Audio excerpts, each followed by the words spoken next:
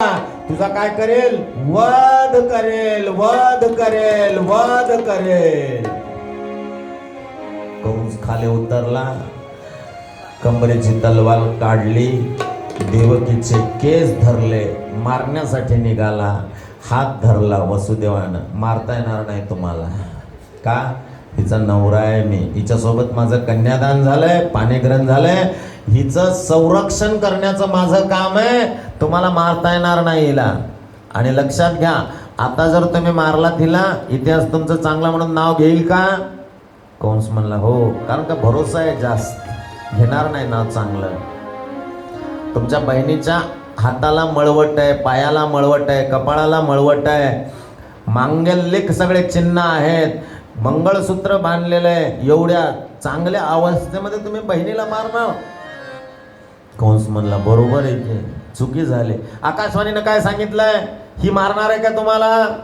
नाही म्हणलं. मग हिला कशाला मारायला? ही मारणार नसेल तर कोण मारणार आहे? हिला जन्मणारा 8 वर्ष तर लागतील कमीत कमी, एका वर्षाला एक म्हणलं तर. मग हिला कशाला मारता? सोडून दिलं, कारागृहामध्ये सुद्धा नाही टाकलं, तसंच मोकळं सोडून दिलं. 1 वर्ष झालं, एका वर्षानंतर 1 लेकरू झालं. कंसाला खूप आनंद झाला. आणि आनंद झाल्यानंतर इतक्यामध्ये देवर्षी नारद आले. कंसा कंसा कंसा कंसा, काय झालं? काय नाही काय नाही, आनंद झाला, मी मामा झालो मामा झालो. कसं कळणार हो तुम्हाला? त्या आकाशवाणीनं काय सांगितलं? आकाशवाणीनं सांगितलं की 8वं लेकरू मारणार आहे म्हणून. 8वं लेकरू मारणार आहे ना? मग हे तर पहिलं आहे म्हणला. इथं तर चुकायलंय तुमचं. त्याने पाठवलेलं 8वं जर पहिलं असेल तर ते पाठवणारे ते आहेत ना. तुम्हाला काय माहित आहे? जरा गणित पक्क दिसणार झालंय तुमचं. सांख्यिकी शास्त्र शिकावं लागतंय थोडं, मॅथमॅटिक्स. मग एक कमळ काढून दाखवलं. कमळामध्ये कमळाचे जे पाकळ्या आहेत, कुठून मोजली तर कोणती पहिली होती? इथून मोजली तर ही पहिली होती. ही कोणती होती बघा ना, मोजून बघा. मग मारू काय? आणि ते मीच सांगू काय? मग सगळं मी सांगू लागलं, तुम्ही काय करता? पुण्याचा रावया भेटे देवऋषी वधी बाळकाशी. देवर्षी नारदाला वाटलं देव लवकर यायच्यात ना, मग याचं पाप जास्त भरलं पाहिजे, म्हणून काय केलं? वधी बाळकाशी ठेवू नकोस. मग काय करायचं ते कर बने. मग मात्र कारागृहामध्ये टाकलं आणि एक एक लेकरू 6 लेकरं मारले हो, 6 लेकरं. त्याला काही दया नाही, माया नाही. राक्षसाला काही नसतंय. आपल्याला वाटतंय दया दाखवा, माया दाखवा, काही नसतंय ते. 7वा जो गर्भ, आता मात्र 7वा गर्भ देवकीच्या उदरामध्ये राहिला, ते कोणालाच कळालेलं नाही. आणि ते गर्भ जिरूनही गेला. का जिरून गेला? भगवंतानं स्वतः ते गर्भ काढला. आणि ह्या वसुदेवाची दुसरी बायको आहे. वसुदेवाला 7 बायका आहेत, 7 बायका. तर एक बायको कुठे आहे? तर ती गोकुळामध्ये, तिचं नाव आहे रोहिणी, म्हणून तिच्या गर्भामध्ये नेऊन टाकला. बघा, टेस्ट ट्यूब बेबीच्या पलीकडचं कर्तृत्व त्या काळामध्ये. एका गर्भामधून काढलं, दुसऱ्या गर्भामध्ये नेऊन घातलं, म्हणून त्याचं नाव काय पडलं? संकर्षण. एका गर्भातून दुसऱ्या गर्भामध्ये गेलं. आणि तेच बळीराम दादा झाले. आणि 1 वर्ष आधी, भगवान जन्माच्या आधी अवतार झालेला आहे बलराम दादाचा. 1 वर्ष झालं त्याने विचार केला की देव, माझ्या डोळ्यानं देव पाहिल्याशिवाय मी डोळेच उघडणार नाही, म्हणून 1 वर्ष डोळे बंद ठेवले. आणि भगवंत जेव्हा गोकुळात आले, भगवंताला पाहिलं, तेव्हाच डोळे उघडले महाराज. याचं नाव आहे भक्त. 7वा जो गर्भ योग माया नेता आश्चर्य करीत म्हणा माझे. सगळेजण आश्चर्य करू लागले. कोणाला कळालं नाही, देवाला न कळे कोणाला देवावीन. आणि आता मात्र त्या मथुरेमधले सगळे म्हणले आमच्या महाराजाला गर्भ भिला जिरून गेला म्हणे मधल्यामध्ये. आणि आता मात्र 8वा गर्भ आला. 8वा गर्भ आला, सगळीकडे वातावरण प्रफुल्लित झालं. देवकीचे तेज दिसे जैसा सूर्य,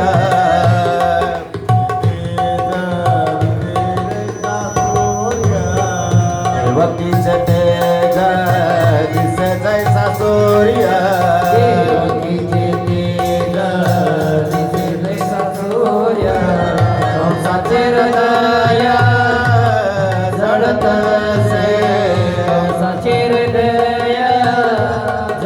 जळत असे कंसाचे हृदय जळत असे देवकीचा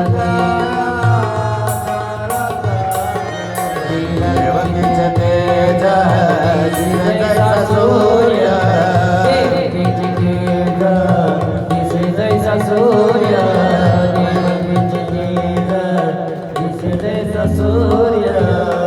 कंस सुद्धा भक्तच आहे. आपल्याला कंसाला अभक्त आहे समजण्याचं काही कारण नाही, कारण का त्याची विरोधी भक्ती आहे. आता कशासाठी झालं काय झालं आता तरी आपल्याला पाहायचं नाही, जेव्हा केव्हा वेळ मिळेल तेव्हा पाहण्याचा आपण प्रयत्न करू. म्हणून दैदिप्यमान सुंदर असा चेहरा आधीच सुंदर आहे आणि उदरामध्ये ब्रह्मांडाचा मालक असल्यामुळं देवकी अजून सुंदर दिसायला लागली. कंस मात्र जास्त भीतीनं घाबरू लागला आणि त्याला सगळीकडे कृष्ण कृष्ण कृष्ण कृष्ण दिसू लागला. म्हणून देवानं विचार केला आपल्याला जायचंय, म्हणून महिना निवडला. कोणता महिना? दशरथे मारेला तोच होता मास. दशरथ राजानं कोणाला मारलं? श्रावण बाळाला. म्हणून श्रावण महिना होता, कृष्ण पक्ष होता आणि वद्य अष्टमी. अष्टमी 8 वसू आहेत म्हणून अष्टमी होती असा निर्देश केलेला आहे. वसुनाम तिथे कोणता दिवस होता? भगवंताच्या अवताराच्या वेळेस बुधवार असे. वसुनाम तिथे बुधवार असे. वसुनाम तिथे बुधवार असे. वसुनाम तिथे बुधवार असे. बुधवार असे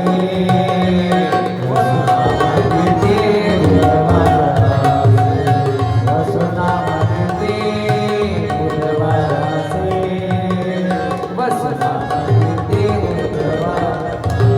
हो शुक सांगत असे हो शुक सांगत असे परीक्षिती हो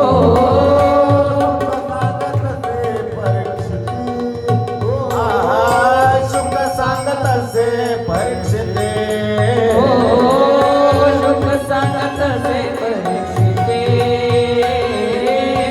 शुक सांगत असे परीक्षिते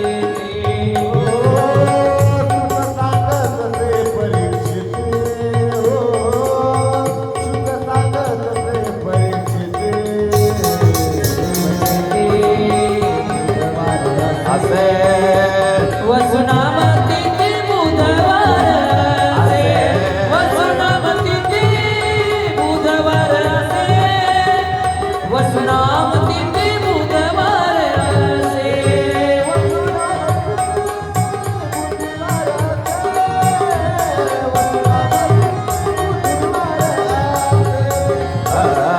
वसुनामती बुधवार असे. वसुनामती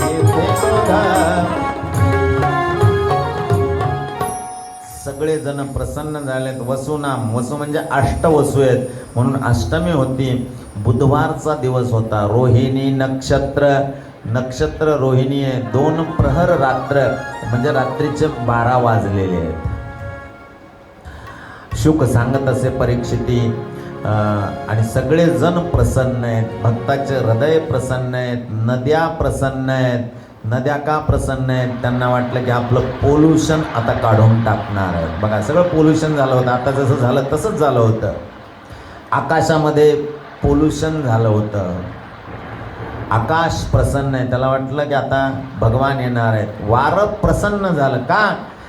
वाऱ्याला वाटलं भगवान श्रीकृष्ण निधिवनामध्ये रासलीला करणार आहेत आणि रासलीला करत असताना भगवंताला जर घाम आला तर मी काय करणार आहे? मंजूळ मंजूळ असा वारा भगवंताच्या अंगावर मी घालणार आहे. म्हणून वारा सुद्धा प्रसन्न झाला. अग्नी प्रसन्न झाला. अग्नी का प्रसन्न झाला? अग्नीला वाटलं की मला आहुतीच मिळत नाही. आता भगवान श्रीकृष्णाचा अवतार होणार आहे आणि अवतार झाल्यानंतर अग्नीला आहुती मिळणार आहे, म्हणून अग्नीसुद्धा प्रसन्न झाला. दिशा सगळ्या प्रसन्न झाल्या. दिशाला वाटलं की आता आपलं काय होणार आहे, कल्याण होणार आहे. सगळ्या पृथ्वी माता प्रसन्न झाली. का प्रसन्न झाली, तर पृथ्वीला माहीत आहे की भगवान श्रीकृष्ण माझे पती आहेत आणि माझ्या पतीचं चरण कमल माझ्या शरीरावर पडणार आहे, पृथ्वीवर पडणार आहे, म्हणून पृथ्वी प्रसन्न झाली. सगळ्या भक्तांचे मन प्रसन्न झाले. जिकडे तिकडं वातावरण सुंदर झालं. आधीच श्रावण महिना आहे आणि श्रावण महिना कसा असतो, पावसाचा महिना असतो. म्हणून भगवंतानं विचार केला, चला आपल्याला जायचंय. कुठं जायचंय, म्हणून भगवंतानं अवतार घ्यायचं ठरवलं. कुठं, कारागृहामध्ये. आता देवाचा अवतारण कारागृहामध्ये, जेलमध्ये. देवाला आपल्याला मार्गदर्शन करायचंय. मी जेलमध्ये जन्मलो, कारागृहामध्ये जन्मलो, पण कारागृहामध्ये राहिलो नाही. तसंच तुम्ही सुद्धा संसार रूपी कारागृहामध्ये जन्मणार आहात. मी जसं माझ्या कारागृहामधून सुटका करून घेतली, तशी तुम्ही सुद्धा संसार रूपी कारागृहामधून सुटका करून घ्या. हे दर्शवण्यासाठी भगवंतानं कारागृहामध्ये अवतार घेतलेला आहे. म्हणून हे सगळं अनुकूल वातावरण झालं आणि 8 वर्षाचे भगवान वसुदेव आणि देवकीच्या समोर प्रकट झाले. बोलो गोपाल कृष्ण भगवान की. अयोनी संभवनो एकाई श्रमी, अयोनी संभवनो एकाई श्रमी.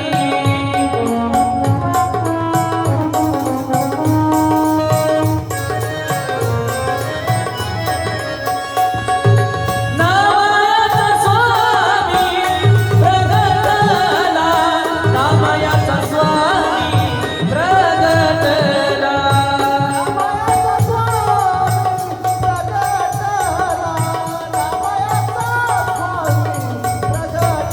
ओ वसुनामती बुधवार असे, शुक सागत असे परीक्षिती. वसुनामती बुधवार असे, शुक सागत असे परीक्षिती.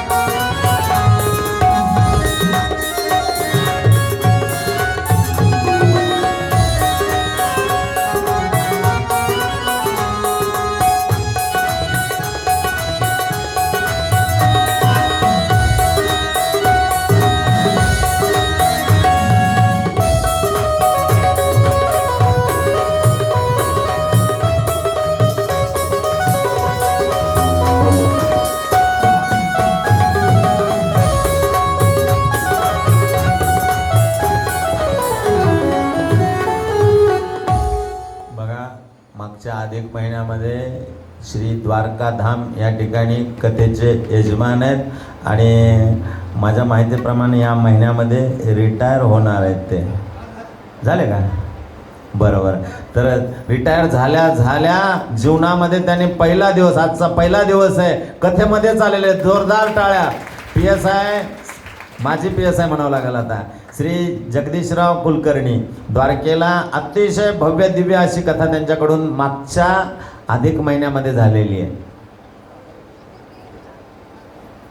हा, मग हे सगळं तयार आहे आणि भगवान प्रगट झाले. 8 वर्षाची मूर्ती. आयोनी संभव नोहे काही श्रमी, नाम याचा स्वामी प्रगटला. वसुदेव देवकी मात्र आश्चर्यचकित झाले, घाबरले. बापरे बाप बाप बाप, हे काय, हे काय, हे काय, हे काय. काय नाही म्हणे, शंख चक्र गदा पद्म धारण करून आलो. कशासाठी, आम्ही लेकरू म्हणून बोलवलं का, आम्हाला मारायचंय की काय तुम्हाला. नाही नाही नाही, असं काय नाही, तुम्ही मला वरदान मागितलं काय, तुमच्यासारखं लेकरू पाहिजे. माझ्यासारखं जगामध्ये कोणीच नाही, मीच आहे, म्हणून मीच आलो. नको नको नको नको, असं नको. जगाला जर माहीत झालं 4 हाताचं लेकरू जन्मलंय तर हे लेकरू आहे की भूत आहे म्हणतील. त्याच्यासाठी तुम्ही काय करा, ते 2 हात काढून टाका. ते 2 हात नका, आम्हाला काय करायचे, गरज नाही, नको. 2 हात काढून टाकले हो देवानं. ते चक्र कशासाठी? चक्राचं काम आहे का आत्ताच? शिशुपाळाला मारतानाच काम पडणार आहे त्याचं. मग आतापासून हातात ओझं कशाला घेता? काढून टाका, चक्र काढून टाका. शंख इथं आल्यावरच फुकायचं आहे ना. परत तुम्हाला आता गोकुळाला जायचं आहे ना, आणि इथं आल्यावर कंसाच्या राजधानीत फुकायचं आहे ना. मग ठेवून टाका ते, तोपर्यंत चांगलं सेफ ठेवून टाका तुम्ही. बरं, शंख चक्र गदा पद्म सगळं काढून टाकलं, 2 हात काढून टाकले. आता म्हणे लहान व्हा. 8 वर्षाचे होते, 7 वर्षाचे झाले, 6, 5, 4, 3, 2, 1. असं नाही, असं नाही. संसारातलं लेकरू जसं जन्मत आहे तसं जन्मा. ते म्हणले तसं म्हणल्यावर मला इथं राहता येणार नाही. आणि मग तुम्ही काय करा, मला गोकुळला नेऊन सोडा. मग बरं, गोकुळला नेऊन सोडा. ते म्हणले आमच्या हातापायाला सगळ्या बेड्या पडलेल्या आहेत, गोकुळला कसं नेऊन सोडा तुम्हाला? तुम्ही काय करा, मला जे डोक्यावर घेतंय, मला ज्यानं डोक्यामध्ये धारण केलेलं आहे, त्याला संसारामधले बंधन काही करू शकत नाहीत. मला डोक्यावर धारण करा, संसाराचे बंधन सगळे गळून जातील. म्हणून उचलेला कमळापती, पायीचे बंधन गळती, पायीचे बंधन गळती.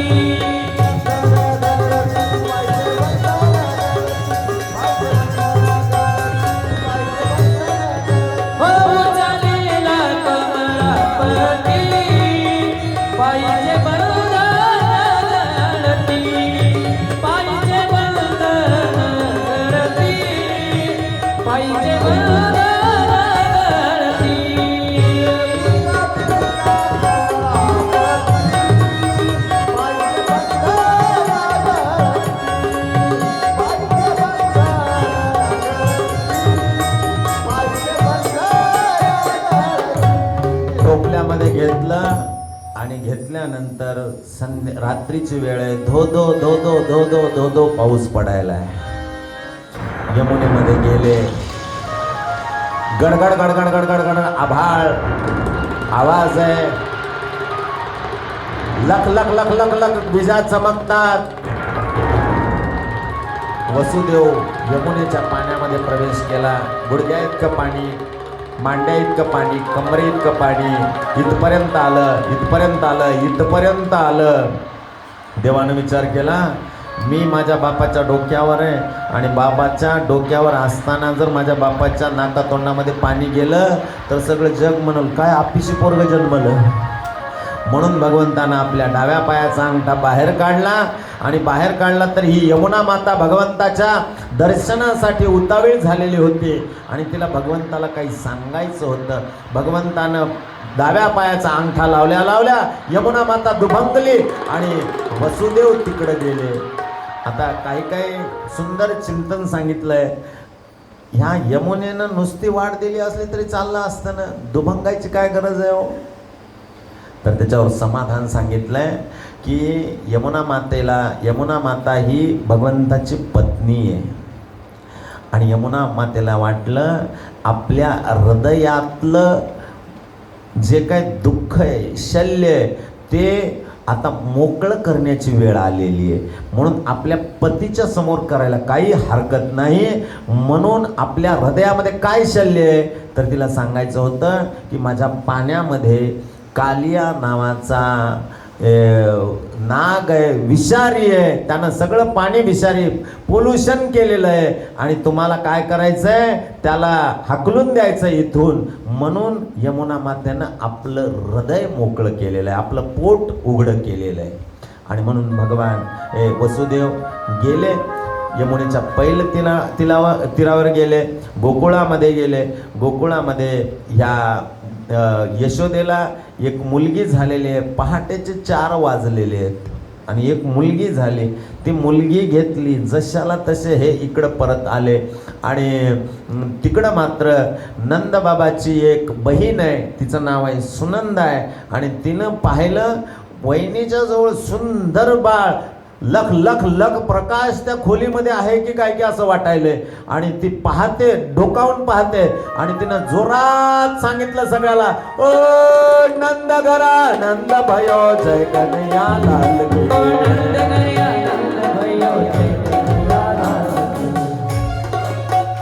ओ नंद घरा नंद भयो जय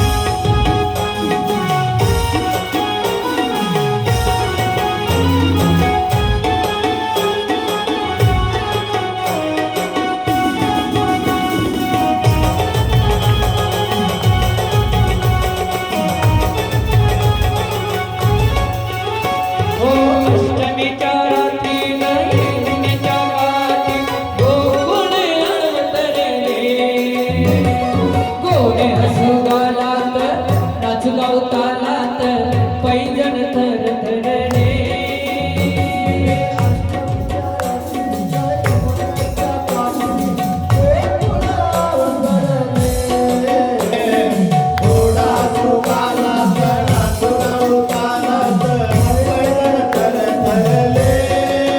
काना दिसतोय मुठून गोपी आल्यानतून काना दिसतोय मुठून गोपी आल्यानतून नव्या नवरीचा शृंगार केला आज आनंदी आनंदला आज आनंदी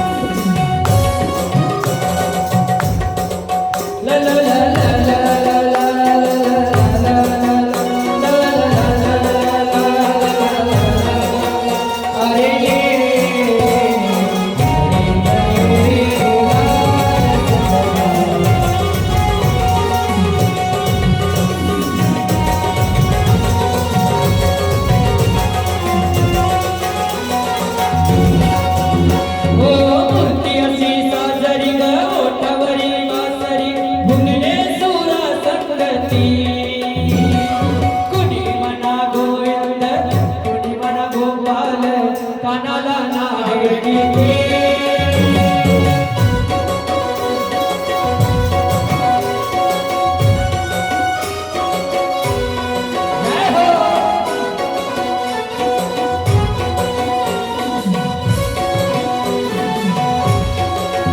रोज घोड्या करून गोपी गाणे गमन रोज घोड्या करून गोपी गाणे गमन साज सकाळी गोपाळ गा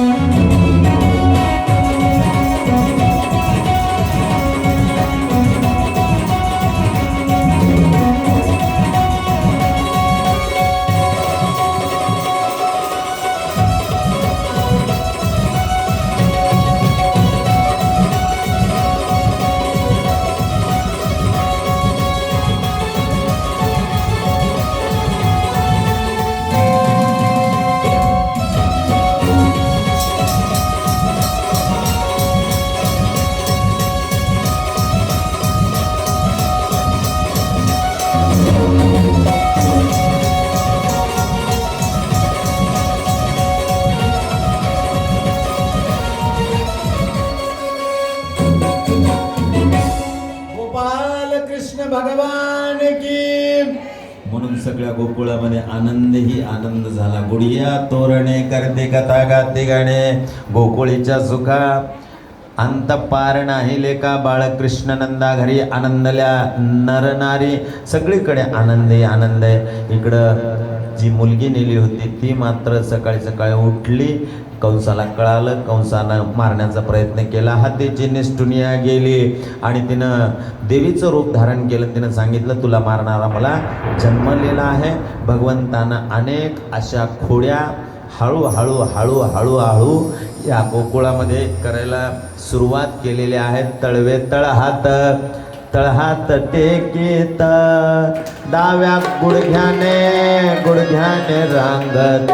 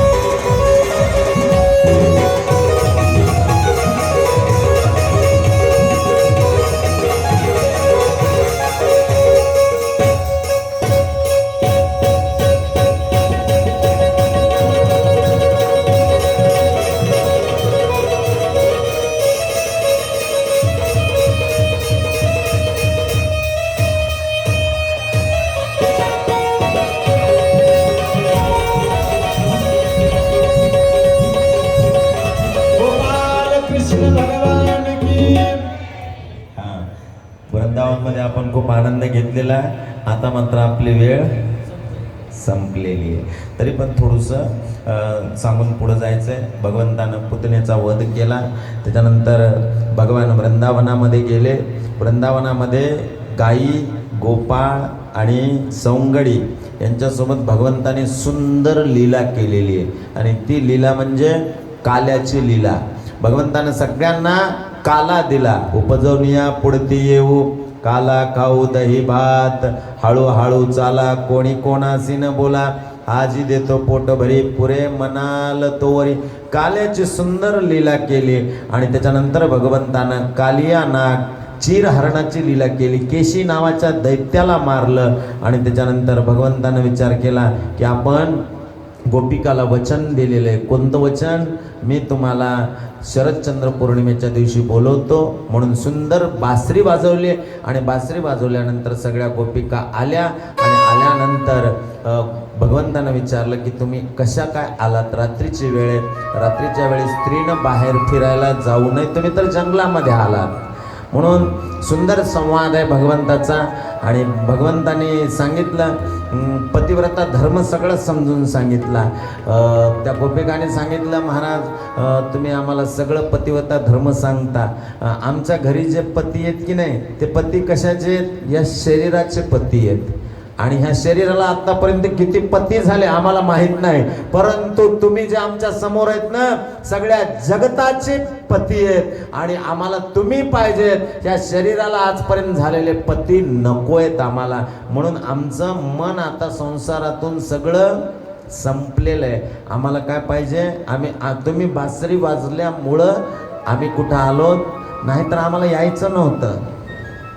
काही गरज नव्हती आम्हाला. इतक्या दूर जंगलामध्ये, अरण्यामध्ये, घोर जंगल आहे, रात्रीची वेळ आहे, पौर्णिमा आहे. आणि आम्हाला काय बरं कशासाठी येण्याची गरज आहे? परंतु केवळ तुम्ही बासुरी वाजवली. आणि बासुरीच्या आवाजामुळं आम्ही काय केलं? इथपर्यंत आलं. म्हणून भगवंताने सुंदर लीला केली. एक भजन होईल. रासलीलेचं मुळीच नव्हतं रे काना, हो मुळीच नव्हतं रे कृष्णा माझ्या मना. तुझ्यासाठी आले मना, तुझ्यासाठी आले मना, करत काना रे तुझ्यासाठी आले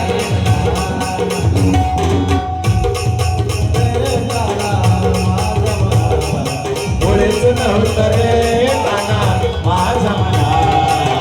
तुझ्यासाठी तुझ्यासाठी तुझ्यासाठी तुझ्यासाठी आले म्हणा काना रे, तुझ्यासाठी आले म्हणा.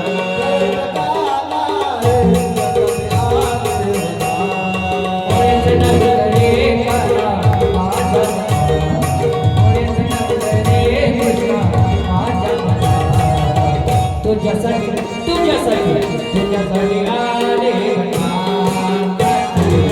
तुझ्यासाठी आले म्हणा, करत काना रे तुझ्यासाठी आले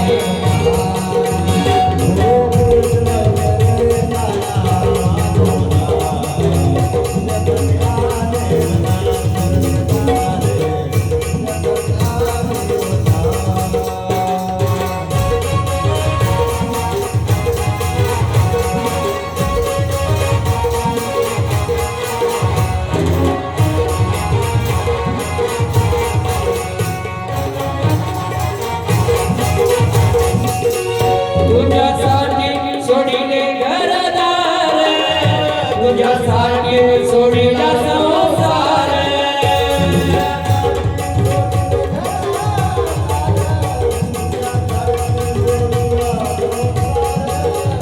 तुझ्यासाठी सोडिले घरदार, तुझ्यासाठी सोडिला संसार.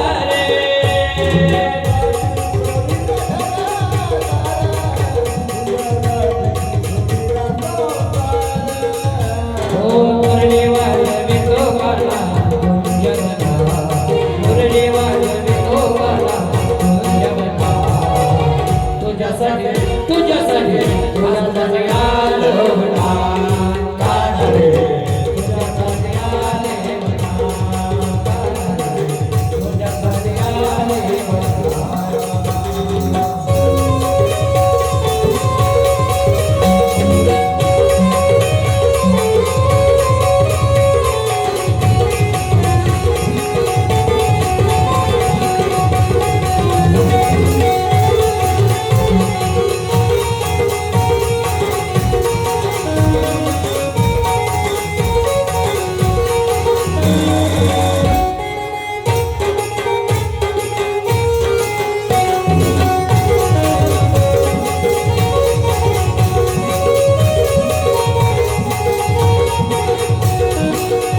तुझ्यासाठी केल्या एकादशी तुझ्यासाठी राहिले उपवासी तुझ्यासाठी केल्या एकादशी तुझ्यासाठी राहिले उपवासी हो तुझ्यासाठी केल्या एकादशी तुझ्यासाठी राहिले उपवासी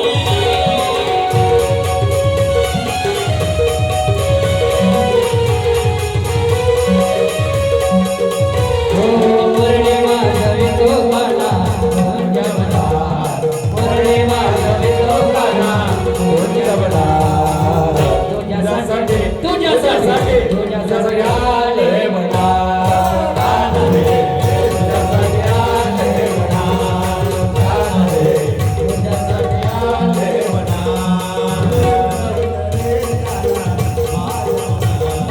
होळीचं गावलं रे कृष्णा माझ्या मना तुझ्यासाठी तुझ्यासाठी तुझ्यासाठी आले म्हणा काना रे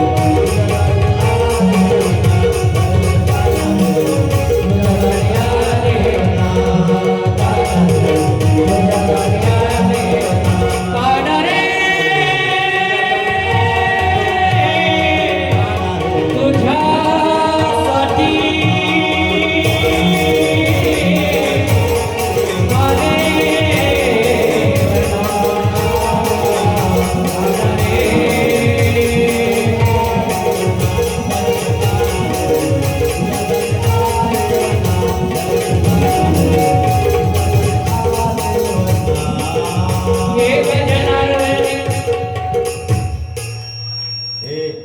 नाचायलेस ना नाही तर मग ते नाचू देत तुला हा हा लाजायचं ना बिंदास इथं नाही तर कुठं नाचायचं मग हा एक जनार्दनी विनवी राधा शरण आले तुला गोविंदा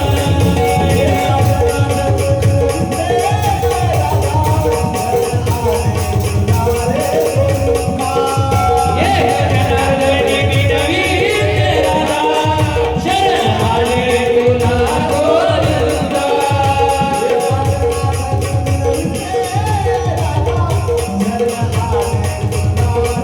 तुझ्यासाठी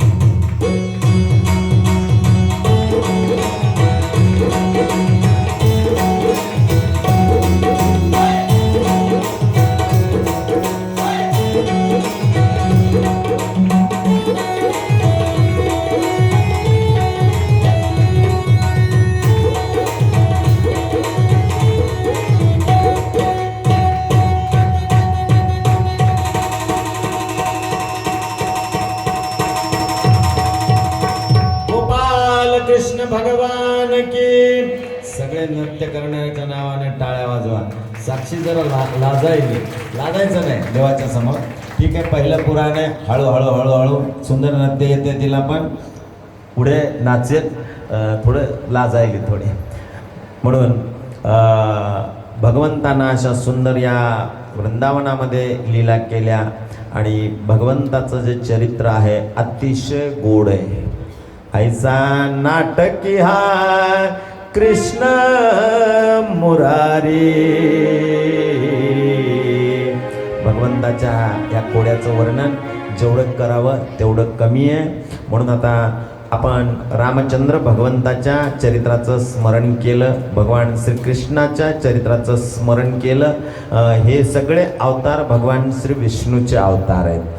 आणि आता मात्र आपल्याला विष्णू पुराण श्रवण केल्यानं काय फळ मिळतंय ते श्रवण करायचं आहे आणि कथेची सांगता करायची. बघा, श्री विष्णू पुराण काय फळ आहे त्याचं वर्णन केलं या ठिकाणी.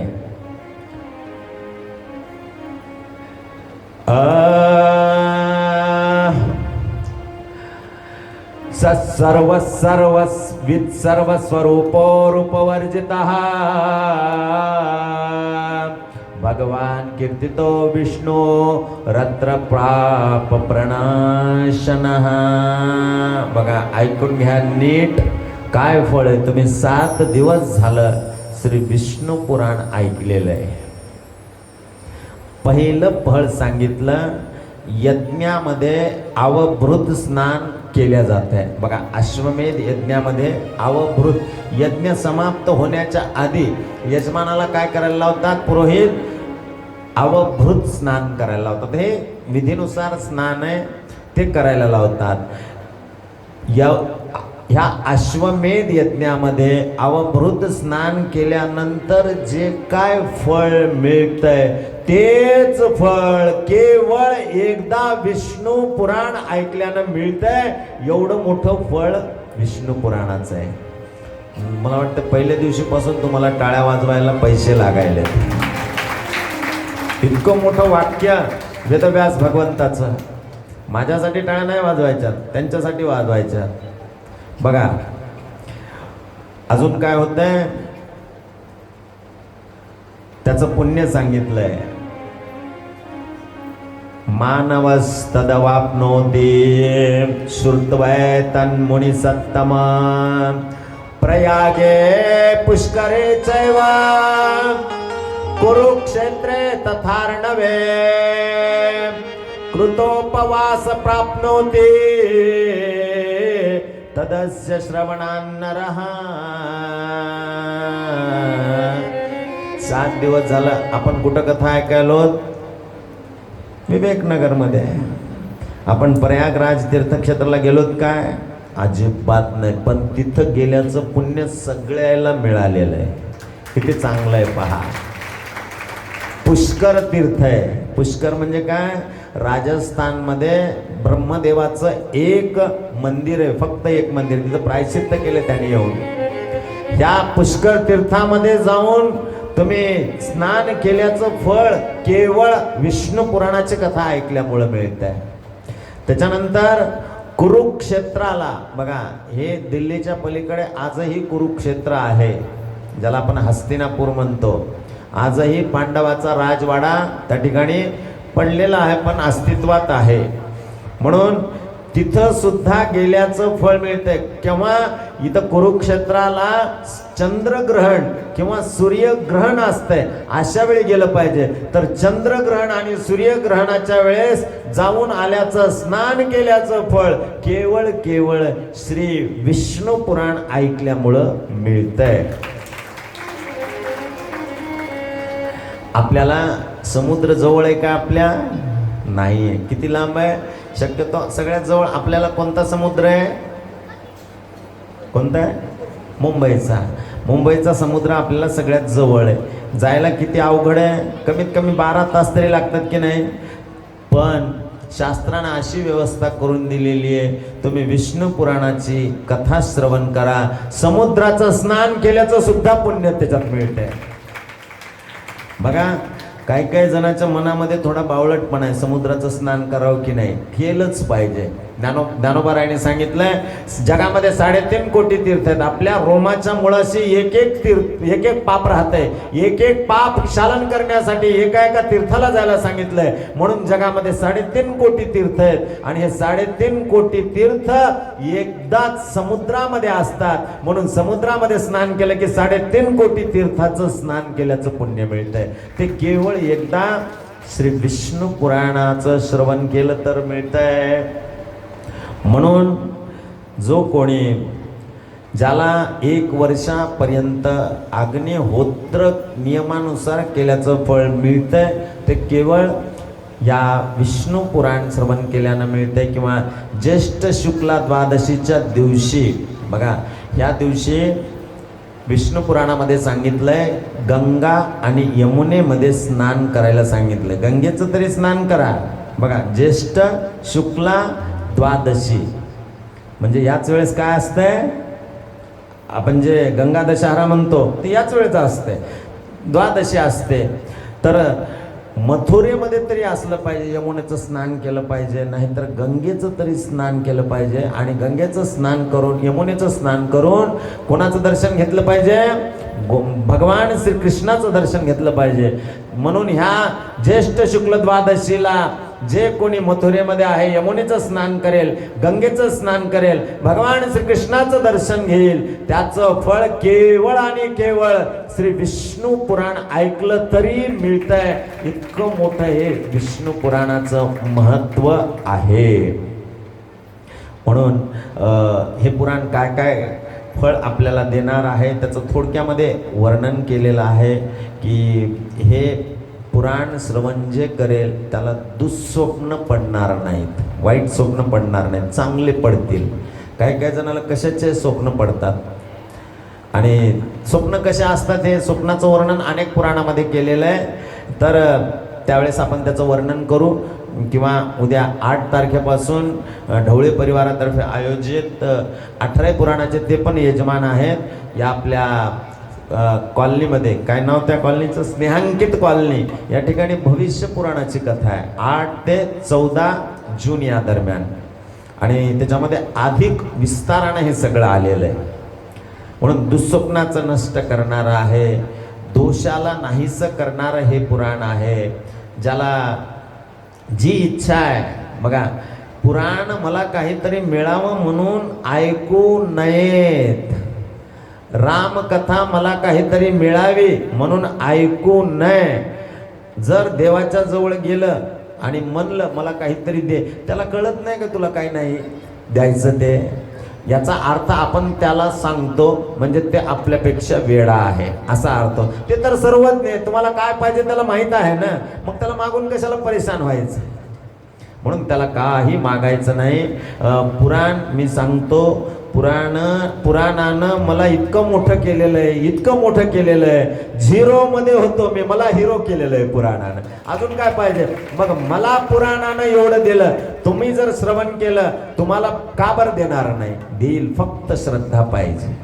म्हणून हे पुराण आपल्याला जे म्हणलं ते, जी इच्छा आहे ते देण्याचं त्यांच्यामध्ये सामर्थ्य आहे. म्हणून या पुराणाला फार मोठं महत्त्व आहे. आणि विशेष म्हणजे अधिक मासामध्ये, अधिक मास पूर्ण कोणासाठी आहे, भगवान श्री विष्णूसाठी. खरं तर याचं नाव मल मास आहे. मल म्हणजे आपल्या जवळचं पाप सगळं काढून टाकायचं आहे, पण आपण त्याला धोंड्याचा महिना केलेला आहे. सूर्यचैत्रचा धोंडे खा, धोंडे खा, आज कुठे धोंडा, उद्या त्या धोंड्याच्या नादात त्याच्यावरच धोंडा पडायला सगळा. म्हणून हे असं नाही, एक नक्त व्रत करायला सांगितलंय, विष्णू सहस्त्रनाम म्हणायला सांगितलंय, भगवान श्री विष्णूची कथा ऐकायला सांगितली मल मासामध्ये. म्हणून त्याचं नाव पुरुषोत्तम मास असं पडलेलं आहे. म्हणून हे असं पुराण. आणि ही पुराण गंगा आपल्या ह्या विवेक नगरमध्ये आणणारे जे आहेत देवडे परिवार, त्यांचं जेवढं म्हणून कौतुक करावं तेवढं कमी आहे महाराज. पुराणाची फार मोठी आवश्यकता समाजाला आहे.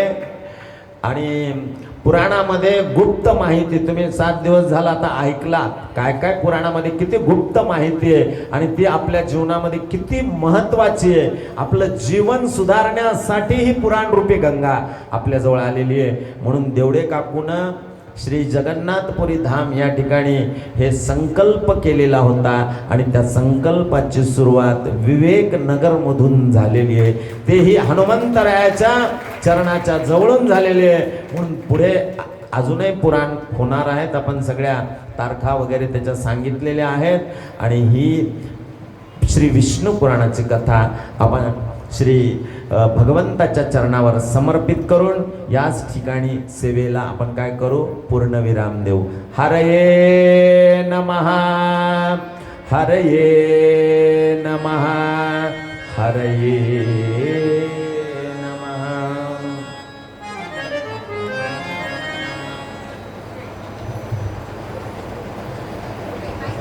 आले बरोबर. हा, जरा जोरदार टाळ्या एकदा जरा. मी त्यांना बघितलं नव्हतं पण तेच आहेत, आता मला कळालं. ह्या नगरीमध्ये अतिशय तरुण, तडफदार, प्रभावी नेतृत्व आणि आपल्या सगळ्या हिंदू धर्माचं संरक्षण करणारे श्री नगरसेवक श्री आशिषजी नेरलकर यांच्या नावानं जोरदार टाळ्या.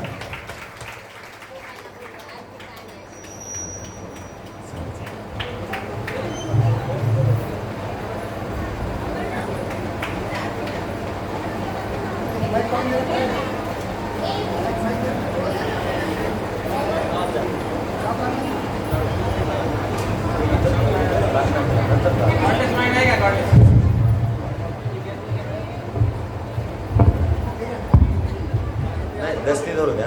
आरती घ्यायची, आरती. बाकी काय आरती घ्यायची.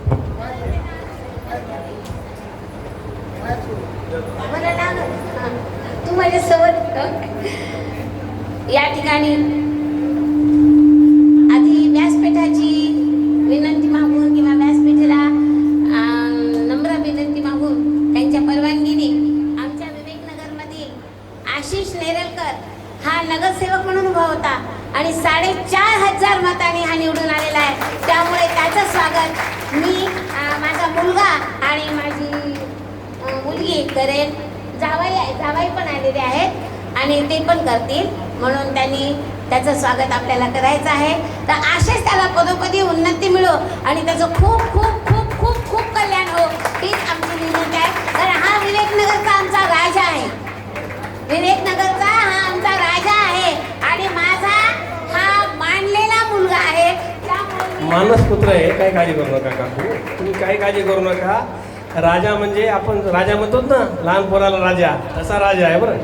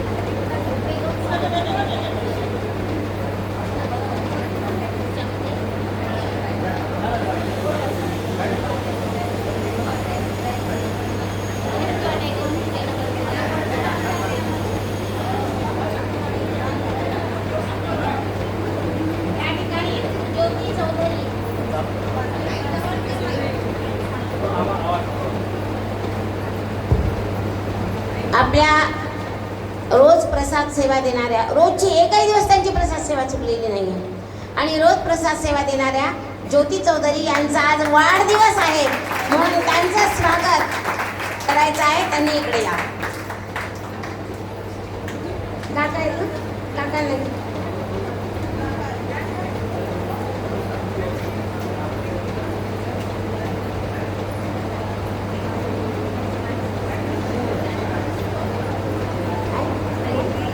त्या काकांनी पण गाणं म्हणणार एक बरोबर. हां, 1-2 सगळ्यांना, मी कोणालाच वजा करणार नाही. आपलं विवेकनगर पुढच्या वेळेस मंदिर भरलं पाहिजे. हे खूप रिकाम आहे. जागा नाही पुरली पाहिजे. एवढं विष्णू पुराण आणि पुढचे पुराण आपले छान झाले पाहिजे. प्रफुल्ल राहिलं बोल.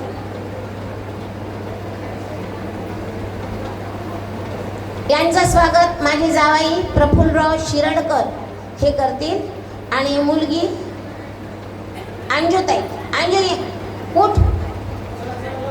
मान नाही घ्यायचा, पटकन उठायचं. मग माझा लेव कसा पटकन उठला. कोणी मान नाही घेत माझ्या. घे बेटा.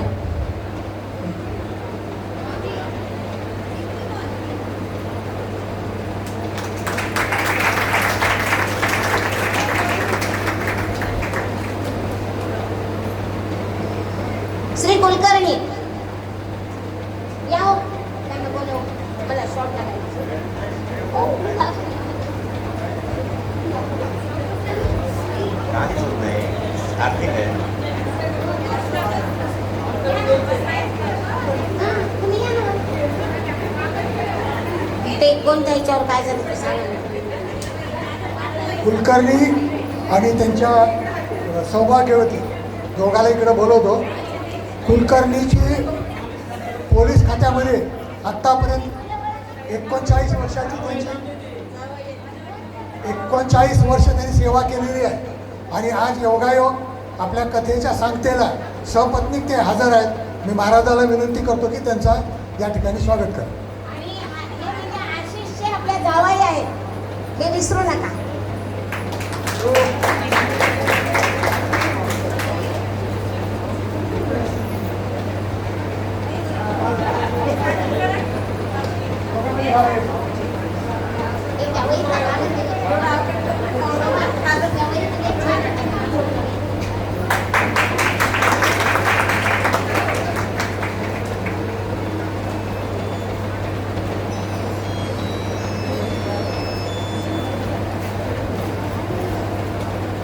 आहे चिठ्ठी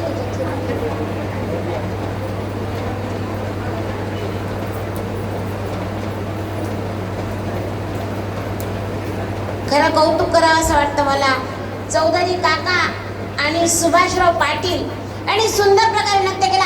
असंच नाचायचं विवेक नगरने, असंच नाचायचं आपल्याला. आणि असंच कौतुकाने आपल्याला 18 पुराणाच्या कथा जितक्या विवेकनगर मधील होतील तितक्या आपल्याला आनंदात पार पडायच्या आहेत. आपल्याला आशिषचा हात आहे.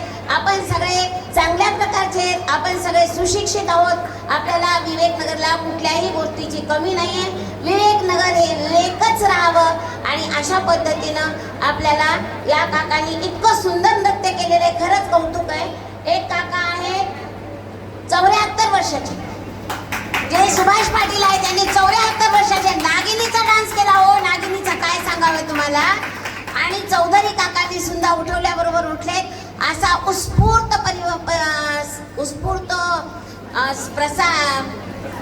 उत्स्फूर्त नृत्य, उत्स्फूर्त सादरीकरण सगळ्यांचं असलं पाहिजे अशी मी सर्वांना विवेकनगरच्या नवीन. आणि विशेष म्हणजे इथे 4 मुलं बसले होते बघा. 4-5 मुलं बसले होते आणि तरुण मुली आल्यात. पुढच्या वेळेस माझ्या विवेकनगरच्या कथेला तरुण मुलांनी सहभाग घ्यावा ही माझी फार नम्र विनंती आहे. कॉलेज असेल, सुट्ट्या असेल, वेळेप्रमाणे त्यांनी यावं. कौतुक आहे या मुलींचं, दोन्ही तरुण मुलींचं. नाही ते 4-5 मुलं बसले होते छोटे छोटे. कारण मी शिक्षक आहे, माझं मुलांवर प्रेम आहे. त्याच्यामुळे मला हे खूप कौतुक वाटलं. हे काका एक 4 ओळीचं एक कडवं म्हणून दाखवणार आहे, त्यांची इच्छा आहे.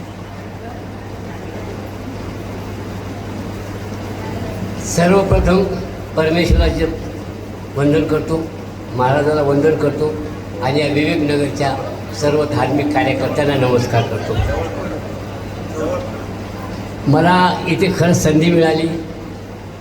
मी दिसलो नाही तर अवस्थिताई म्हणाल्या काका नाही दिसत. म्हणजे प्रत्येकाचं एवढं निरीक्षण आणि लक्ष असतंय हे बरं वाटलं मला. आणि आशिष भाऊ तर बस एवढे कार्यकर्ते आहेत की बस ॲक्टिव्हनेस आहे त्यांच्यामध्ये. त्यांनी बोलायला लागले तर सगळ्यांच्या चेहऱ्यावर उत्साह निर्माण होतो. आजच्या आशिष भाऊ निरंतर. तर मी आपल्या सर्वांची परवानगी घेऊन एक भक्तिगीत म्हणतोय, परवानगी मिळाली म्हणून. है आँख वो जो शाम का दर्शन किया करे, बेकार वो मुख है जो रहे व्यर्थ बातों में, मुख वो है हरि नाम का सुमिरन किया करे. मर कर भी अमर है नाम उस जीव का जग में, प्रभु चरण में वंदन किया करे। ऐसी लागी लगन मेरा हो गई मगन, वो तो गली गली हरी धुन गाने लगी। महलों में पली बन के जोगन चली, बन के जोगन चली, बन के जोगन चली। मेरा रानी दीवानी गाने लगी, महलों में पली बन के जोगन चली। माझ्या आयुष्याचं वर्ष 74 संपलं, 75 चालू आहे.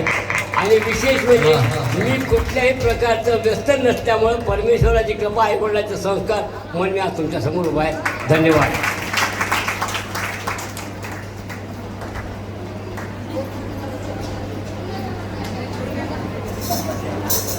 माझी मुलगी अपर्णा 2 शब्द बोलणार आहे आणि त्यानंतर माझी जाऊ आलेली आहे, चुलत जाऊ शोभा देवडे, ती पण बोलणार आहे.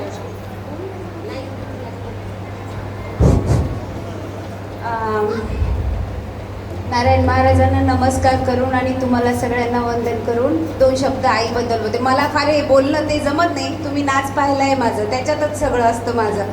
पण आता आई म्हणतीये म्हणून फोर्सफुली 2 शब्द बोलते. आता असं म्हणतात ना, आई माझा गुरु, आई कल्पतरू, सौख्याचा सागरू आई माझी, प्रीतीचं माहेर, अमृताची सार, मांगेल्याचा धार आई माझी. आता काही चुकलं तर माफ करा, मला एवढं काही बोलता येत नाही. तर प्रथम गुरु जे असतो तो आपला आई असते, मान्य आहे सगळ्यांना? मान्य. आईशिवाय कोणीच नाही, प्रथम आई. बरोबर आहे, बाबा असतात पण बाबाच्या पहिले जे आपण गर्भ, महाराजांनी सांगितलं त्याप्रमाणे गर्भाचे 9 महिने ती आपल्याला जास्त देते, ती आपला जास्त वेळ ती देते आपल्याला. म्हणून सुरुवात आईपासून होते, त्याच्यानंतर बाबा आणि नंतर गुरु. महाराजांनी जेव्हा गुरुचं नाव घेतलं त्यावेळी माझे गुरु महाराज आप्पा महाराज जे आहेत ना, ते आत्ताच ते हे झालं, त्याच्यामुळे मला खूप रडू आलं. म्हणजे प्रथम द्वितीय आणि तृतीय गुरुचं मी केलं, पण त्यानंतर मी म्हणते की आता माझे गुरु हे नारायण महाराज आहेत. कारण त्यांच्यामुळे मला पुराणाचे 18 सार, ज्याची कणभरही मला कल्पना नाही, कदाचित कधी ऑनलाईन पाहिल, कधी प्रत्यक्षात राहील, पण नक्की का नक्की होईना पण मी 18ही पुराणे पूर्ण ऐकेल आणि त्याचं आकलन करण्याचा कदाचित थोडा बहुत जमला तेवढा प्रयत्न करेल. कारण नोकरीमुळे या गोष्टी थोड्या माझ्यासाठी अवघड आहे, पण मी प्रयत्न करेल की मी 100% पुराण ऐकेल. तर माझ्या म्हणण्याने तुम्ही सुद्धा ऑनलाईन किंवा प्रत्यक्षात जाणं हो, पण तुम्ही सगळ्यांनी याच्यात सहभाग घ्या आणि भरभरून आनंद लुटा 18 पुराणाचा. थँक्यू.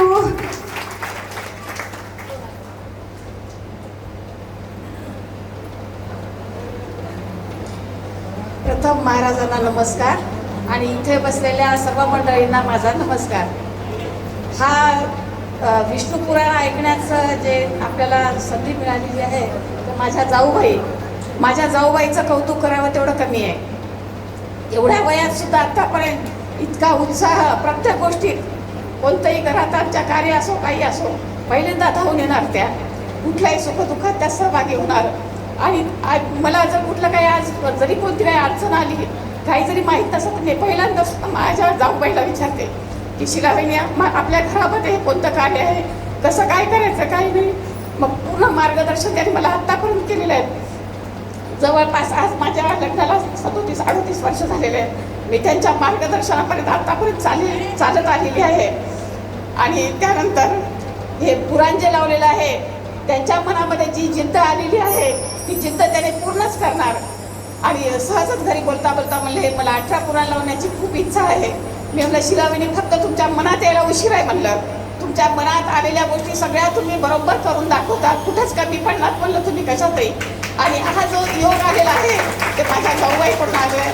आता आम्ही आमच्या घरामध्ये ते कुठलंही काही कोणतं कार्य करत नाही, पण आमच्या जाऊबाईचा जो असं जे काही पुराण लावतात, कोणतं काही कार्य जे असतं त्याच्यामध्ये आमचाही सहभाग असतो आणि त्यांच्यामुळे हे आम्हाला थोडंफार पुण्य मिळत असते. एवढं बोलून मी माझे 2 शब्द संपतो.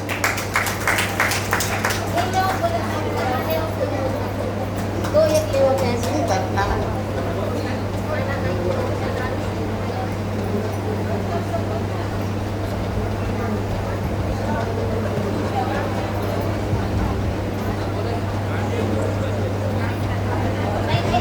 हॅलो. पवन सुत हनुमान की जय. श्री नारायण महाराज यांचे सर्वप्रथम मी दिलगिरी व्यक्त करतो की एक तर मी 6 दिवस उपस्थित नव्हतो, बाहेरगावी गेलतो आणि महाराजांची कथा आपल्याकडं लावायची होती, पण काही तांत्रिक अडचणीमुळं राहिली होती.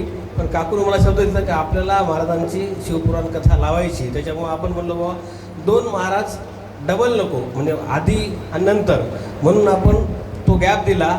महाराजांचा मोठा कार्यक्रम आपल्याला घ्यायचा आहे. महाराज इथंच घेणार, आम्ही सर्व योगनगरवासी आम्ही घेणार आहे, तुम्ही काळजी करू नका.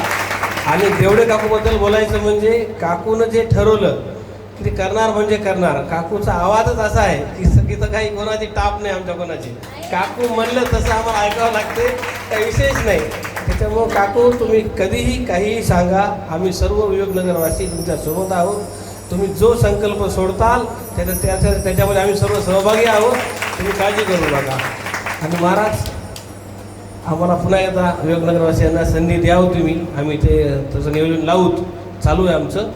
तरी एवढं बोलतो, थांबतो. जय हिंद, जय महाराष्ट्र. बोलो राजा रामचंद्र भगवान की जय शिवपुराण की जय. मला किती वाटते बाबा.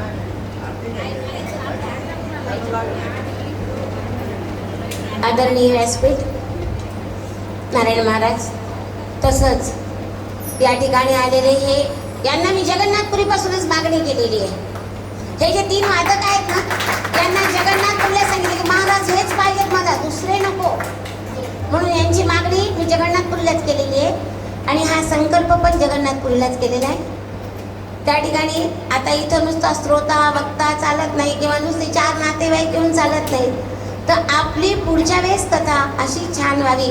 आणि विशेष म्हणजे माझ्या कथेला तुम्ही भरभरून प्रतिसाद दिला, सगळेजण या ठिकाणी आले, त्याबद्दल मी तुमचे मनपूर्वक आभार मानते. आणि ही गोष्ट लहान नाही आहे. माझ्या सासऱ्यांनी, मी नवीन लग्न होऊन घरात आलेली होते, तुम्हाला एक थोडीशी झलक सांगते. नवीन लग्न होऊन घरात आले, आमच्या सासूबाई आणि सासरे नेहमीच पिशवी घेऊन जायचे यात्रेला आपले. मग एकदा म्हणले ना की अरे म्हणे तू शिलाला पाठव ना काशीला. ते म्हणे ही कुठं मोठी झाली म्हणे, अजून म्हातारी झाल्यावर जाईल ना, असं माझे मिस्टर म्हणले. तर मी मामाजींना म्हटलं, मामाजी मला काही घडतंय की नाही. माझ्या सासऱ्याने एकच शब्द दिला, शिला तुला सगळं घडणार घडणार घडणार म्हणजे घडणार, असा हा शब्द दिला. आणि त्यांच्या ह्या आशीर्वादाने मी आजपर्यंत जे काही ठरवले मनात ते आशिष म्हणल्यासारखं मी पूर्ण करते. असेही 18 पुराण तुमच्या सगळ्यांच्या सहवासाने, सगळ्यांच्या आशीर्वादाने, सगळ्यांच्या शुभ इच्छेने पूर्ण व्हावे ही मी नम्र विनंती करते. आणि आता महाराजांना आणि यांना आहेर करू आणि त्यानंतर आपल्या कथेला मग महाराज सांगतील काय सांगतील.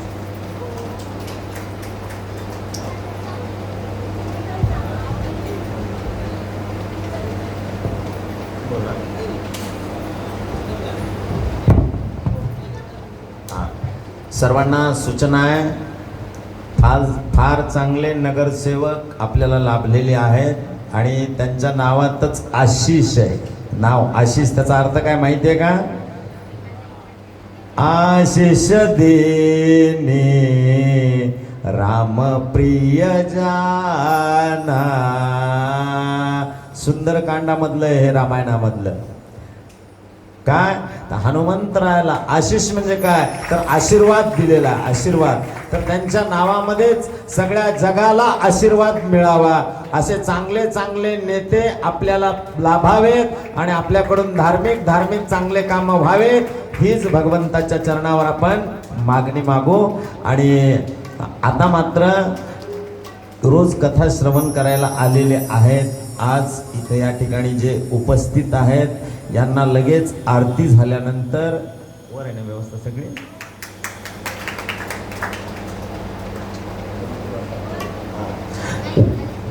बरं, लगेच या ठिकाणी महाप्रसाद मिळणार आहे. तरी सर्वांनी महाप्रसाद ग्रहण करायचा आहे. आणि आता काल्याचा अभंग होईल आणि लगेच आरती होईल. कंठी धरिला कृष्ण, कंठी धरिला कृष्ण म्हणे, अवघा जरी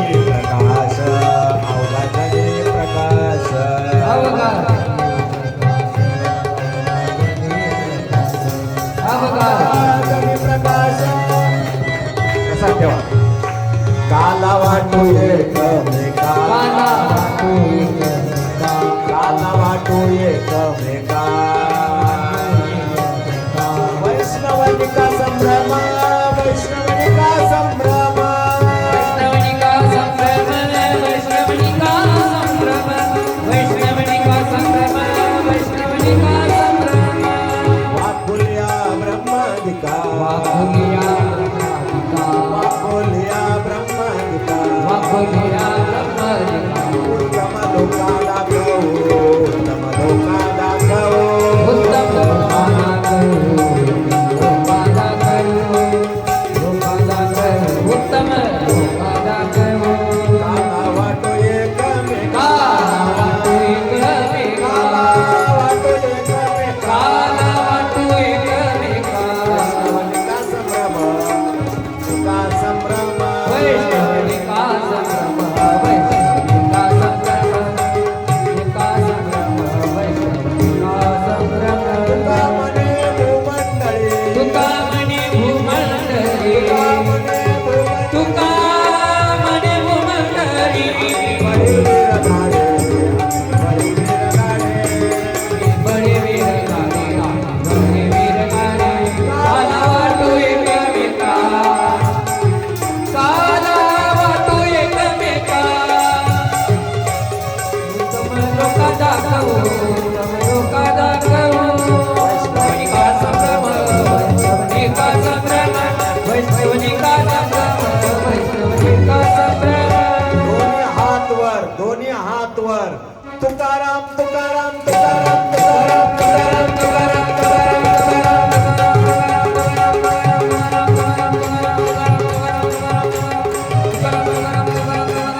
गोपाल श्री भगवान की, श्री विष्णु पुराण की, गंगा मैया की, गो माता की, भारत माता की, सब संतन की. जय जय श्री राधे. नमः पार्वती पते हर हर.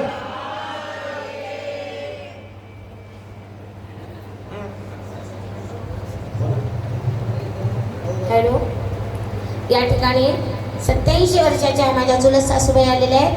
त्यांना मी नमस्कार करते आणि त्यांच्या आशीर्वादानं हे सगळे कार्यक्रम पूर्ण व्हावेत हीच परमेश्वरचरणी प्रार्थना करते. नमस्कार सासूबाई.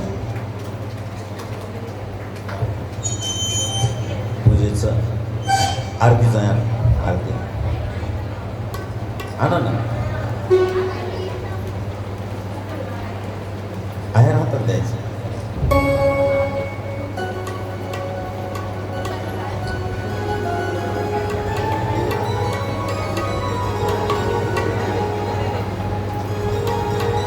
कृष्णाच्या आरती म्हणायच्या, एक गणपती बापाची. बरं.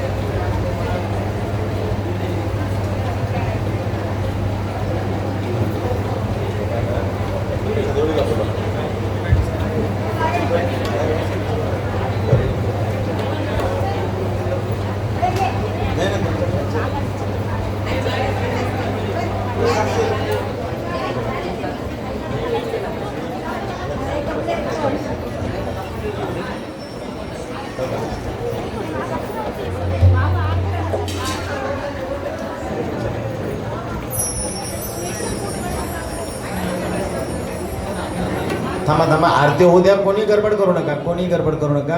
आणि मला कुंकू लावू नका, माझ्या डोळ्याचं ऑपरेशन झालेलं आहे. मी काय सांगायला, हा दक्षिणा किती चालते पण कुंकू चालत नाही. आरती होऊ द्या. विनोदाचा भाग बाजूला सोडून द्यायचा आहे. कोणी गडबड करू नका. आरती झाल्यानंतर मी इथंच राहणार आहे. तुम्हाला प्रसाद घ्यायचा आहे ना. कोणाला आत्ताच गडबड नाही ना घरी जायची. थोडं शांतता.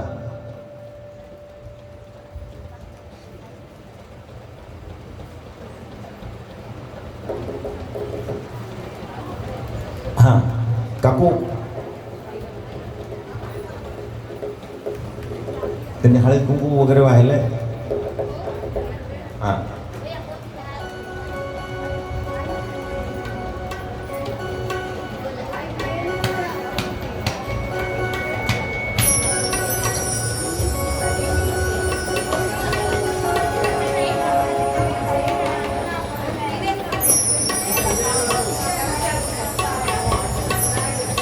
बस थोडंसं. ग्रंथद्वारां दुरदर्शनं सर्वभूतानां धान्योपवेश्यं वस्त्रोपवस्त्रार्थे कार्पास वस्त्रं समर्पयामि.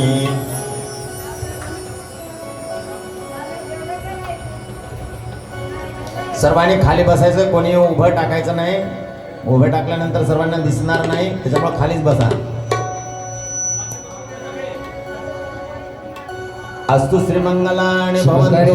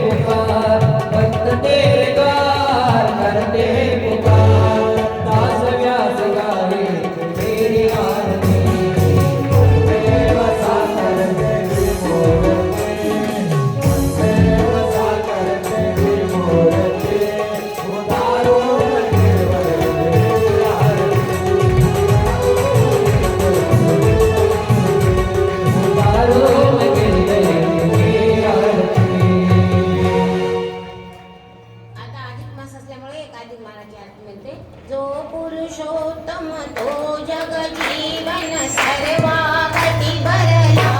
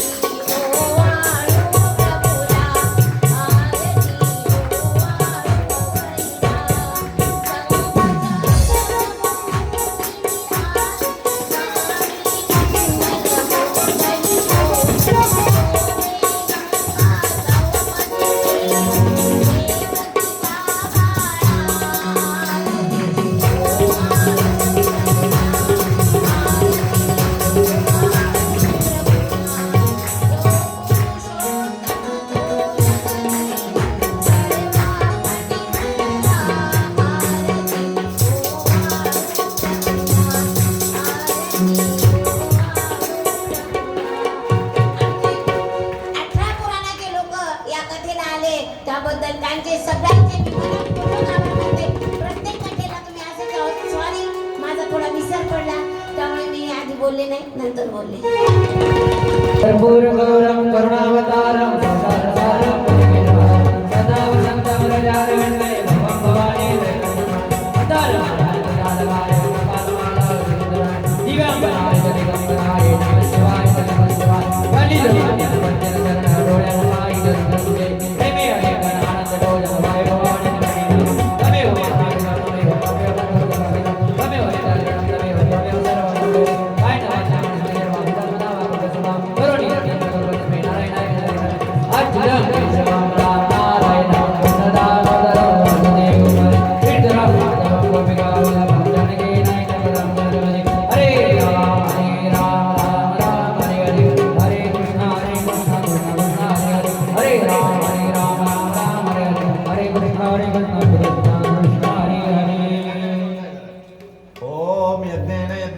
देवास्तानि धर्माणि प्रथमान्यासन् तेहनाकं महिमानस्य चन्तयत्र पूर्वे साध्या सन्ति देवाः.